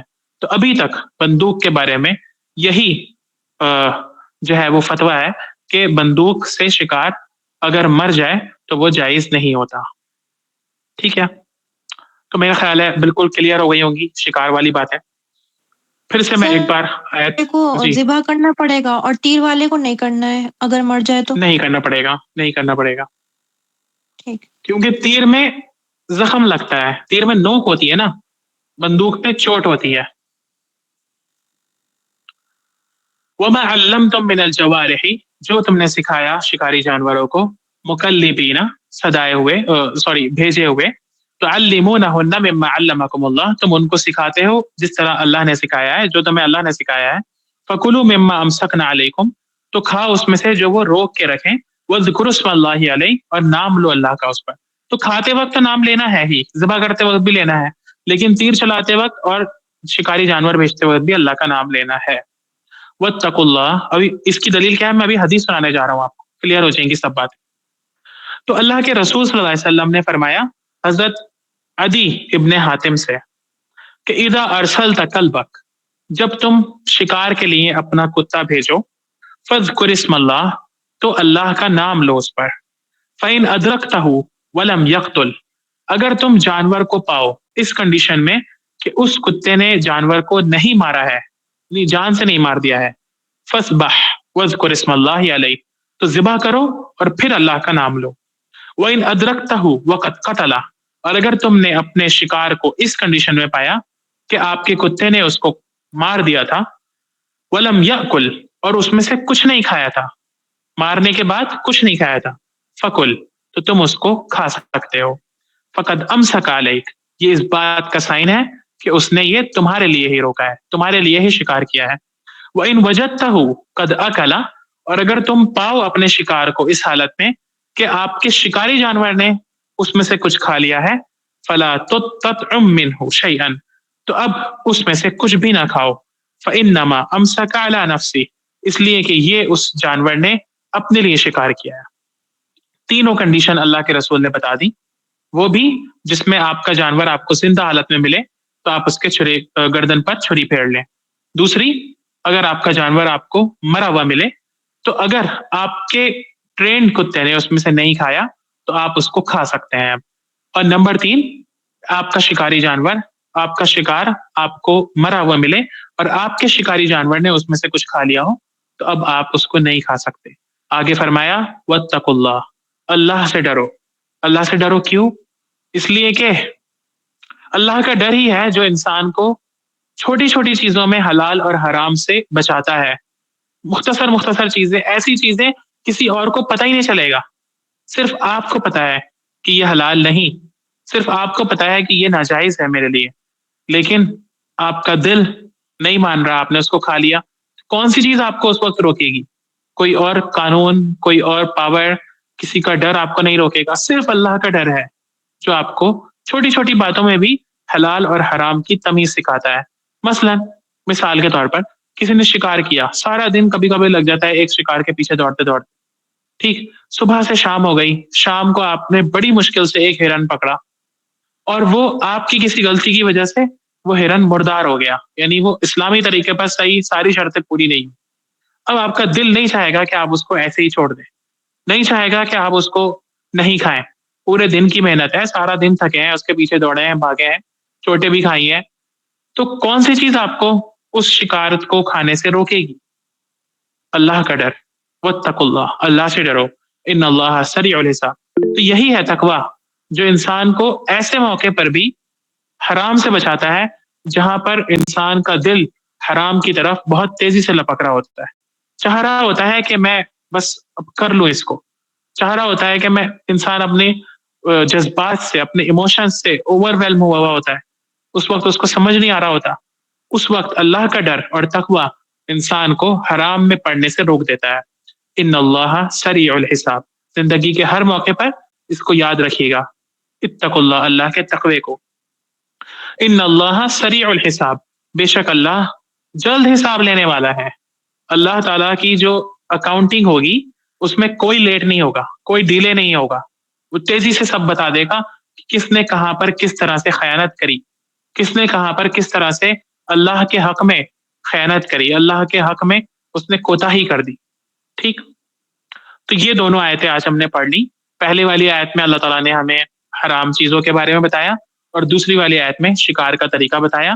ایک اہم بیچ میں آیت کا 2 سینٹنسز آئے تھے، الیوم اکملت لکم، الیوم یئس الذین کفروا من دینکم، اور الیوم اکملت لکم دینکم، اور سب سے امپورٹنٹ تھا اس میں الیوم اکملت لکم دینکم واتممت علیکم نعمتی ورضیت لکم الاسلام دینا. یاد رکھیے گا ہمیشہ اس آیت کو. اور اس کا لاسٹ والا پارٹ تو بہت امپورٹنٹ ہے، رضیت لکم الاسلام دینا. اللہ نے پسند کیا ہے، اللہ خوش ہے ہم سے اسلام کو بطور دین. تو ہم اپنے آپ سے ایک سوال بھی کریں کہ کیا ہم بھی اپنے لیے اسلام کو بطور دین چنتے ہیں؟ کیا ہم بھی اپنے لیے اسلام کو بطور دین کے پسند کرتے ہیں؟ اگر ہاں تو ٹھیک ہے، یہ پسند ہماری نظر بھی آنا چاہیے، ہمارے ہر عمل میں، ہماری ہر رسم و رواج میں، ہمارے ہر طور طریقوں میں، خاص طور پر ہماری شادیوں میں، خاص طور پر ہمارے اٹھنے بیٹھنے کے طریقوں میں، خاص طور پر ہمارے چلنے پھرنے کے طریقوں میں، خاص طور پر ہمارے لوگوں سے ملنے جلنے کے طریقوں میں. اور اگر ایسا نظر نہیں آتا تو پھر اس کا مطلب ہم اپنے لیے اسلام کو بطور دین کے پسند نہیں کرتے. ہم صرف اسلام کی وہ چیزیں پسند کرتے ہیں جو ہمارے لیے اچھی ہیں، جو ہمیں فائدہ دیں، جو ہمارے مزاج کے مطابق ہوں. جہاں پر ہمیں نظر آتا ہے کہ اسلام ہمارے کسی سوچ پر، ہمارے کسی خواہش پر، ہمارے کسی ڈیزائر پر، ہمارے کسی چاہت پر، ہمارے کسی خیال پر ضرب لگا رہا ہے، چوٹ لگا رہا ہے، آپ وہاں چھوڑ دیتے ہیں اسلام کو. تو پھر یہ تو اسلام کو بطور دین کے پسند کرنا نہیں ہوا. اللہ نے اسلام کو ہمارے لیے پسند کیا ہے بطور دین کے. تو کیا ہم بھی پسند کرتے ہیں اسلام کو اپنے لیے بطور دین کے؟ جواب ہمارا ہاں ہونا چاہیے. ٹھیک ہے، اللہ تعالی ہم سب کو قرآن کی ہر آیت پر عمل کرنے کی توفیق عطا فرمائے، اور ہم سب کو اپنے لیے اسلام بطور دین کے چننے کے توفیق عطا فرمائے. ٹھیک، اور دین کا مطلب لائف اسٹائل ہوتا ہے، زندگی گزارنے کا طریقہ ہوتا ہے. کوئی بھی زندگی گزارنے کا طریقہ چنتے وقت ہمیں دیکھنا چاہیے کہ یہ اللہ کی پسند ہے یا نہیں. بس کوئی سوال ہو، کچھ بھی بات سمجھ میں نہیں آئی ہو، یا کوئی اور کوشچن ہو تو وہ آپ کر سکتے ہیں. سر مارش میلوز جو ہوتی ہیں وہ حلال ہوتی ہیں کیا؟ اس کے حرام ہونے میں کیا وجہ ہے؟ اس کے اندر کیا وجہ ہے حرام ہونے کی؟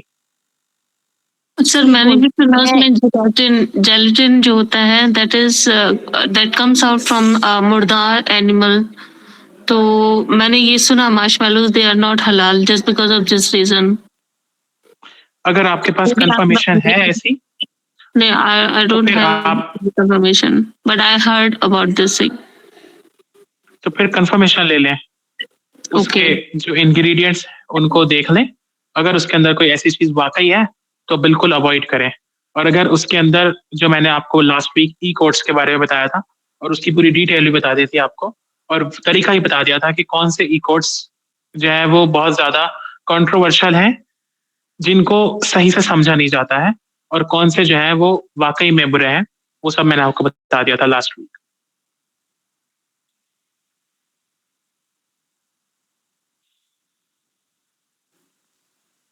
ایک چھوٹا سا کوشچن ہے میرا. جی، کہتے ہیں کہ جیسے باہر نکلے تو سوکھا کتا لگ گیا کپڑوں کے ساتھ تو پا گئے وہ، اور اگر گیلا چھیٹ پیٹ آ گئی تو وہ ناپاک ہو گیا کپڑا. ٹھیک ہے یہ بات. ٹھیک ہے، اگر آپ کے کپڑوں سے ڈاگ ٹچ ہو جائے، کتا ٹچ ہو جائے، تو وہ کوئی حرج نہیں اگر وہ گیلا نہ ہو. اگر گیلا ہو تو وہ پھر ناجائز، وہ ناپاک ہوگا، اس کو آپ کو دھونا ہوگا. اچھا، السلام علیکم. وعلیکم السلام. جی، کبھی کبھی کتا ایسا ہوتا ہے سونگ لیتا ہے کپڑوں کو، اگر ٹچ نہیں بھی ہوا ہے، ہم پیچھے ہوئے تو اس میں سونگ لیتا ہے، منہ لگا دیتا ہے، تو اس کے لیے کیا ہے؟ سونگنے سے کچھ نہیں ہوگا، منہ لگا دے تب دھو لیجیے. لب، اس کا لب جو ہوتا ہے نا وہ شاید ناپاک ہوتا ہے. مطلب سوکھتا ہے تو جب سونگتا ہے تو منہ لگاتا ہے نا، لیکن اگر منہ گیلا اگر نہیں ہے ہاں تو دھو لیجیے. اگر منہ لگ جائے تو دھو لیجیے، کیونکہ ٹھیک ہے. منہ لگنے میں اس بات کا اندیشہ ہے نا کہ اس کا تھوک لگ گیا ہو، تو تھوک کتے کا ناپاک ہے. جس برتن میں منہ ڈال دیں وہ برتن بھی ہمیں دھونا چاہیے. اللہ کے رسول نے 7 بار دھونے کا اور 3 بار دھونے کا بھی حکم دیا ہے. جزاک اللہ.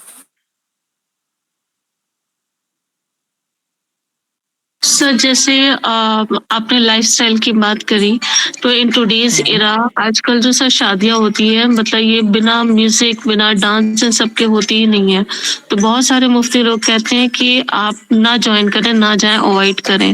But you are a part of this society and you have to be there, I mean the closed ones. تو اس صورت میں کیا کرنا چاہیے؟ مطلب واقعی نہیں جانا چاہیے؟ یو ہیو ٹو ڈیسائڈ، یہ آپ کو ڈیسائڈ کرنا ہے.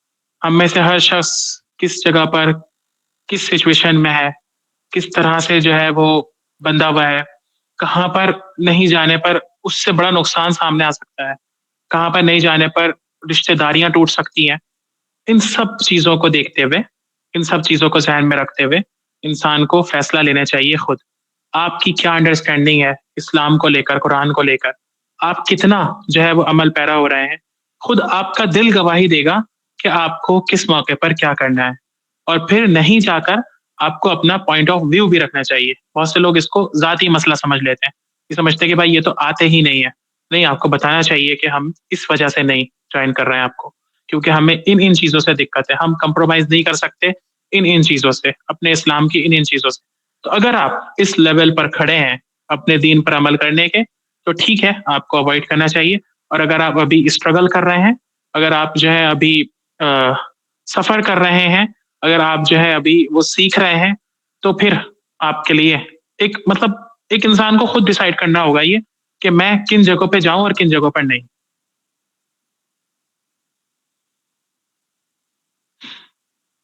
بہت سی چیزیں ایسی ہیں جہاں پر کھلے عام وائلیشن ہے اللہ کے دین کا, کھلے عام, کوئی اس میں شک شبہ نہیں, تو وہاں تو بالکل بھی نہیں جانا چاہیے. اور بہت سی ایسی ہیں جہاں پر کچھ مکس ہوتا ہے, کچھ اسلام ہے, کچھ اور ہے, اور پھر وہاں پر کبھی کبھی جانا ضروری بھی ہوتا ہے. تو پھر ظاہر ہے وہاں ایک دل پہ پتھر رکھ کے جایا بھی جائے. اور کچھ جگہیں ایسی ہوتی ہیں جو بہت قریبی ہیں, جہاں سے آپ الگ ہو ہی نہیں سکتے. تو پھر وہاں پر لوگوں کو بتاتے ہوئے, لوگوں کو سکھاتے ہوئے, لوگوں کو اصلیت اور سچ بتاتے ہوئے, زندگی کا مقصد بتاتے ہوئے, کیوں انسان ان چیزوں میں اتنا پڑ گیا ہے, کیوں ہم سب جو ہے اتنے زیادہ شادی کے نام پر اللہ کے دین اور شریعت کے اصولوں کو توڑتے ہیں.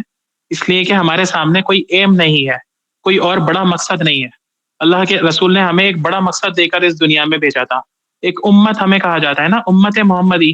امت وہ ہوتی ہے, وہ لوگ ہوتے ہیں جن کے سامنے کوئی ایک مشن ہو, اور وہ مشن ہے ہمارا اللہ کے دین اور اللہ کے اسلام کو اس دنیا میں عام کرنا, رائج کرنا, پھیلانا. اس کے لیے اپنے دین, اپنی ہر چیز کی قربانی دینا, اس کے لیے اپنی ایک چیز کو اللہ کے راستے میں لگا, یہ مشن ہے. اگر یہ مشن سامنے ہوگا تو پھر ان چھوٹی چھوٹی چیزوں میں نہ ہمارا دل لگے گا اور نہ ہمیں جو ہے یہ چیزیں تنگ کریں گی. اور اگر یہی نہیں ہوگا تو پھر یہی چھوٹی چھوٹی چیزیں, شادی وغیرہ, بیاہ وغیرہ, یہی ہمارے مقصد ہوں گے, اور یہی اوور آل ہو گیا ہے ہمارے سامنے. صرف یہی ہے, ساری زندگی انسان کماتا ہے ایک دن کو خرچ کرنے کے لیے, وہ بھی دکھاوے کا خرچ ہے نا. تو یہ کتنا زیادہ بگاڑ ہے, کتنی زیادہ تکلیف دہ بات ہے اگر آپ سوچنے بیٹھیں. اور ان حالات میں جب کہ ہمارے بھائی پوری دنیا میں کاٹے جا رہے ہیں, تڑپائے جا رہے ہیں, ہمارے دین کے اوپر حملے کیے جا رہے ہیں, ہمارے شعار جو ہم نے پیچھے پڑھا, لا تحلوا شعائر اللہ, اللہ کے شعار جو ہیں ان کے اوپر آنچ مت آنے دو, ان کو تباہ کیا جا رہا ہے, خراب کیا جا رہا ہے, ان کے اوپر لوگ سوال اٹھا رہے ہیں. اس موقع پر بھی ہم اگر ان سب چیزوں میں اتنا لگے ہوئے ہیں کہ ہمیں اور کچھ یاد ہی نہ ہو, تو پھر اس وقت ہماری غفلت کا آپ اندازہ لگا لیں. پھر تو اللہ تعالیٰ کو ضرورت نہیں ہے ایسے لوگوں کی. یستبدل قوما غیرکم ثم لا یکونوا امثالکم, اللہ تعالیٰ کہتے ہیں پھر میں چینج کر دوں گا تمہاری نیشن سے کسی دوسری نیشن کو, پھر وہ تمہاری طرح کے کام نہیں کریں گے, تمہاری طرح کی حرکتیں نہیں کریں گے. تو یہ موقع ہے ہم سب کے لیے سوچنے کا, سمجھنے کا, اپنے کو ان سب چیزوں سے باہر نکالنے کا جس میں ہم پھنسے ہوئے ہیں, جس میں ہم لگے ہوئے ہیں. اللہ تعالیٰ ہم سب کو اس کی توفیق دے. بہت مشکل ہے, کہنا آسان ہے اور سننا, لیکن عمل بہت مشکل ہے. سر میرے 2 سوال ہیں. جی. ایک تو یہ کہ آج کل یہ بلیوں کا بہت زیادہ فیشن چل رہا ہے, ہر گھر میں بلیاں پائی جا رہی ہیں, تو مطلب یہ صحیح ہے یہ چیز؟ ہاں جائز ہے, کوئی حرج نہیں, بلی پالنے سے کوئی حرج نہیں. ابو ہریرہ رضی اللہ عنہ کا نام ابو ہریرہ پتہ ہے کیوں ہے؟ ہریرہ بلی کو کہتے ہیں, ان کے پاس ایک بلی تھی, اس کو پالا کرتے تھے. رسول اللہ صلی اللہ علیہ وسلم کا طریقہ تھا کہ اگر کوئی بلی آ جاتی تھی تو آپ صلی اللہ علیہ وسلم اس کے لیے پیالے کو جھکا دیتے تھے, یعنی پانی جس پیالے میں سے پی رہے ہوتے تھے بلی کو بھی اسی پیالے میں سے پلا دیا کرتے تھے. تو یہ جانوروں کے ساتھ ایک رحم ہے, لیکن کسی بھی چیز کو حد سے آگے لے کر جانا یہ اس چیز کے اندر بگاڑ کا سبب ہوتا ہے. اب میں اس پر بات کروں گا تو پھر بڑی لمبی بات ہو جائے گی, فی الحال بس اتنا ہی سمجھ لے کہ یہ جائز ہے. اپنے ساتھ چلا رہے ہیں ہم لوگ. اور یہ دوسرا سوال, جی دوسرا سوال. جی سر دوسرا سوال یہ کہ جیسے سفر اگر لمبا ہے 30 گھنٹے کا 32 گھنٹے کا, ایسی حالت میں ٹرین پہ اگر مطلب واش روم ایسے ہوتے ہیں جس میں مطلب بہت پاکی کا خیال نہیں رہ پاتا، لگتا ہے جیسے کراہیت دل میں ہوتی ہے، تو اس صورت میں نماز کیسے پڑھی جائے سر؟ جہاں تک آپ کو یقین ہو جائے کہ میں پاک ہو گیا وہاں تک اپنے کو پاک کر لیں، ٹھیک ہے؟ اس بنیاد پر ہم نماز نہیں چھوڑ سکتے کہ ہم ناپاک ہیں، ناپاک ہونے کے وہم پر ہم نماز نہیں چھوڑ سکتے. ہمیں اپنے کو پاک کرنے اور پاک رکھنے کی کوشش کرنی چاہیے. اسلام میں پاک کرنے کا طریقہ بہت آسان ہے. آپ کے جہاں پر گندگی ہو وہاں پہ پانی ڈال دیں، پانی سے پاکی ہو جاتی ہے. تو جہاں پہ آپ کو شک ہو وہاں پہ پانی بہا لیں، کوئی حرج نہیں. اور ایک چیز اور یاد رکھیں کہ خاص حالات میں خاص احکام ہوتے ہیں. فقہ میں ہماری اسلامی فقہ میں ایک اصول ہے کہ پیشاب کی چھینٹیں اگر سوئی کے ناکے کے برابر ہو تو اس میں کوئی حرج نہیں ہوتا، ٹھیک؟ تو اگر ایسی سچویشن ہے اور اس موقع پر آپ کو لگ رہا ہو کہ بہت باریک سی سٹل چھینٹیں آئی ہیں تو اس کو آپ ہلکے سے صرف ہاتھ پھیر کر بھی اپنا وہم نکال سکتے ہیں، ٹھیک؟ اور جیسے اولڈ ایج لیڈیز کو جیسے ہوتا ہے کہ یورین اگر مطلب تھوڑا بہت چھوٹنے کا خطرہ رہتا ہے اور ان کو یہ رہتا ہے کہ بالکل ہی ناپاک ہو گئے، تو پھر ایسی صورت میں کیا کرنا چاہیے سفر کی حالت میں؟ پانی سے پاک کر لینا چاہیے نا. جی سر عمرہ یا حج کرنے جو لوگ جاتے ہیں ان کے لیے نماز کے قصر نماز تو نہیں آئے گی نا؟ پراپر فل نماز ہی ادا کرنی ہوتی ہے نا؟ یا قصر کی رولنگ لگے گی؟ قصر نماز پڑھیں گے. اللہ کے رسول صلی اللہ علیہ وسلم حج کرنے کے لیے گئے تھے مدینہ سے مکہ، تو پورے سفر میں انہوں نے قصر نماز پڑھی تھی. اور اگر باجماعت ہیں تو اگر جماعت سے نماز پڑھیں تب تو باجماعت ہوں گے تو پوری پڑھیں گے، باجماعت ہوں گے تو پوری پڑھیں گے. لیکن اگر اپنی پڑھ رہے ہیں تو قصر کریں گے. اگر آپ نے کہیں کسی جگہ پر، دیکھیے اصول یاد رکھیے، قصر نماز کا اصول ہے کسی جگہ پر اگر آپ نے 15 دن رکنے کی نیت کر لی ہے تو اب آپ نماز پوری پڑھیں گے. تو عمرہ کرنے میں تو میرے خیال سے کبھی بھی کہیں پر بھی 15 دن رکنے کی ایک ساتھ نیت نہیں ہوتی، ٹھیک؟ چھوٹے ٹائم کا ہوتا ہے وہ عمرہ. اور اگر آپ کہیں رک بھی رہے ہیں تو بیچ میں جانا ہوتا ہی ہے باہر، ٹھیک ہے؟ تو اصول بس یاد رکھیے، ٹھیک ہے؟ تو بس اب باقی کے سوال اپنے پاس سنبھال کے رکھیے. ایک کوشچن اور ابھی وہ جو ہے ٹرین میں تو قبلہ نہیں پایا جاتا ہے تو ہم کیسے نماز پڑھ لیں گے؟ جہاں تک ممکن ہو سکے قبلے کی طرف منہ کر لیں، اپنی سم دیکھ لیں کمپاس سے، فون میں دیکھ لیں. اور اگر نہیں ممکن ہو تو اللہ تعالیٰ نے فرمایا سورۃ البقرہ میں وَمِنْ حَيْثُ خَرَجْتَ فَوَلِّ وَجْهَكَ شَطْرَ الْمَسْجِدِ الْحَرَامِ وَحَيْثُ مَا كُنْتُمْ فَوَلُّوا وُجُوهَكُمْ شَطْرَهُ. جہاں بھی تمہارا رخ ہے سمجھ لو کہ وہ اللہ تعالیٰ کا رخ ہے، یہ سفر کے لیے. تو اگر آپ نہیں رخ کر سکتے ہو کسی وجہ سے قبلے کا تو جدھر بھی آپ کا رخ ہے جہاں آسانی سے کر سکتے ہو وہاں پر نماز پڑھیں، ٹھیک ہے؟ باقی کے سوال اب اپنے پاس سنبھال کے رکھیں، نیکسٹ کلاس کے لیے یاد نہ رہنے کا خطرہ ہو تو لکھ کے رکھ لیں کیونکہ اب ٹائم بہت اوور ہو گیا. سبحان اللہ و بحمدہ. اور کل آپ کا گرامر کلاس ہے سیم ٹائم پر 10 بجے سے، اس کو بھی یاد رکھیے گا. سبحان اللہ و بحمدہ، سبحانک اللہم و بحمدک، نشہد ان لا الہ الا انت، نستغفرک و نتوب الیک. سبحان ربک رب العزۃ عما یصفون وسلام علی المرسلین والحمد للہ رب العالمین.